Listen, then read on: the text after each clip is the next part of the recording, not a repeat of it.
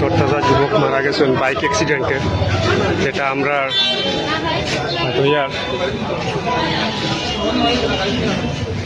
দেখতে পারটা করিমগঞ্জ সিভিল থেকে এখন লাস্টটা পোস্টমর্টম ওটা নিও একদম তরতাজা মানুষ 22-23 বছরের স্পট ডেড দেখতে পারটা স্পট ডেড একদম জায়গাত মারা গেছে বাইক অ্যাক্সিডেন্ট।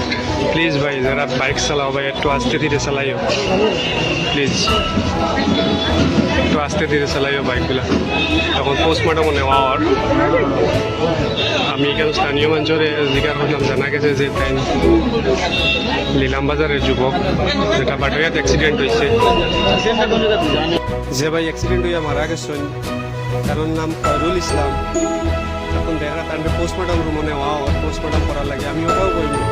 প্লিজ ভাই হল বাইকটা একটু আস্তে চালাইও, জীবনের লাগে মায়া বাড়াও।